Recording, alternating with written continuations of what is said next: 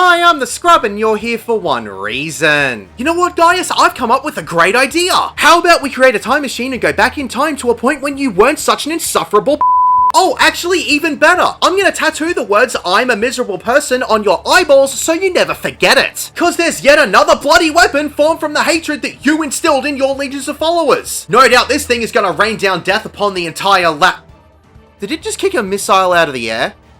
Okay, that was pretty cool. But still, if you were a slightly better person, I wouldn't feel bad about helping you. This devastation was not your intention. Yeah, I bet it wasn't. For the record, I'm not doing this for you, I'm doing this for Ali. Now, point me in the direction of the thing that needs to die.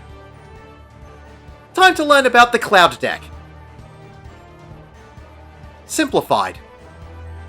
This arena will not have any walls, so try not to fall off. Diamond Rain is a room-wide AoE. A second platform will appear. To move between the platforms, you will need to use the teleporters on the north and south sides of the platforms. Using a teleporter will give you a debuff called Immobile Suit. This will cause you to be unable to use another teleporter for 4 seconds, so make sure that you use the teleporter appropriately. The diamond weapon will cast Adamant Purge. You will need to see what happens to the weapon when it casts this move. On the first cast, it will extend claws from one of its hands and get ready to sweep the platform on the same side as the claws. It will then begin a countdown from 3. If you are still on the platform when the countdown reaches 0, the claws will slash the area and will instantly kill you. So make sure you use the teleporter to get to the other side before the countdown finishes. There will be a second set of claws, so make sure that you use the teleporters to move to the safe side. Both tanks will get straight line cleaving auto attacks, so tanks make sure that you stay away from the rest of the party. If a tank has died, someone else in the party will be getting this auto attack instead. After another room-wide AoE, the weapon will cast Photon Burst, which will put flare markers on both tanks. Tanks will need to get away from the rest of the party as far as possible. I recommend either both tanks be up north on opposite platforms and the rest of the party to be on the south ends of the platforms, or for the tanks to be on the north and south side of one platform and the rest of the party to be on the other platform. Either way, if you are still close enough to the tank when these flare markers go off, it can easily one-shot you. Another cast of Adamant Purge will cause a cannon to come out of its chest. This will put a stack marker on a random player. Everyone will need to group up on the same platform and share the damage. Following this, the weapon will cast code Chi Xi Stigma. Yes, it's Greek. Look it up. Unless you're religious, in which case, don't. This will cause it to become untargetable, shed its armor,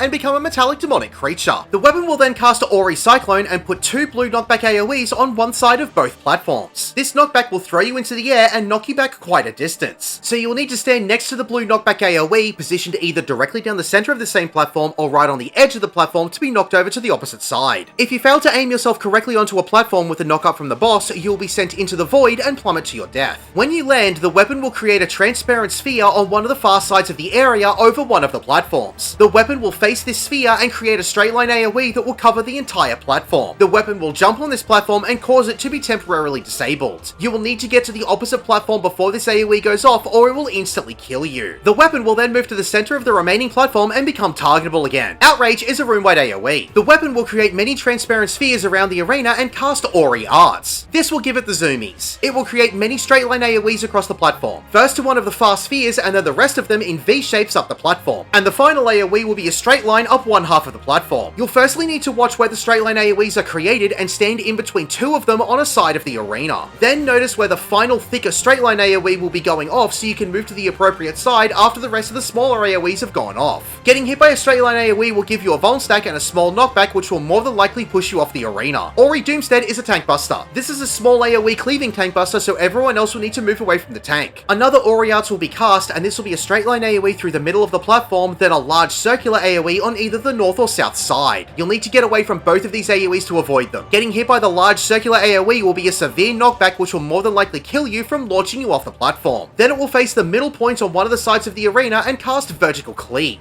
This will be a knockback from this position. You will need to position yourself towards the far corners of the platform or else you might get yeeted into the clouds. Knockback immunity or a well-timed gap closer does work to nullify this mechanic. After this will be another tank buster and it will repeat getting the zoomies. Following this, the demonic weapon will become untargetable and change back into its original form, while the second platform will also return to the arena. Diamond Shrapnel will create tracking AoEs on 2 random players. After the first AoE is placed down, it will perform 5 hits getting closer to the player as they move. The trick to this is for the marked players to move quickly towards a far corner of a platform. When the first AoE has been placed down, these players can then move to the teleporter to cross to the other side. This will guarantee that the player will be safe from the AoEs as they begin to track the player. Everyone else will need to group together towards the middle of each platform and make sure that they aren't in the path of the AoEs. Every AoE that you get hit by will give you a Vuln stack. Marked players will also need to make sure that they don't cross paths, or else it will end badly for both of them. Then another adamant purge will happen. Make sure that you are aware which one that the weapon is performing and solve the mechanic correctly. Articulated bits will appear and cast straight line AoEs from their position. This will cut off half of each of the platforms. After these go off, they will spread out across each platform and create the same straight line AoEs, but also create safe zone gaps between them. At the same time as this, there will be another adamant purge cast. So avoid the straight line AoEs from the bits and also solve the purge cast at the same time. Adamant Sphere will create towers around the arena. These towers will require at least one person to stand in them and make sure that they soak the damage of the tower. If a tower is missed, it will explode and give the whole party a Vuln stack. After this, the next adamant purge cast will cause his shoulders to open up and send out missiles. This will give everyone a point blank AoE. These AoE hits will also give a magic vulnerability up, so you will need to spread out and don't overlap them, as getting hit by two of them will instantly kill you. From here, mechanics will repeat and cycle until the diamond weapon has been defeated. Congratulations, you have defeated the diamond weapon.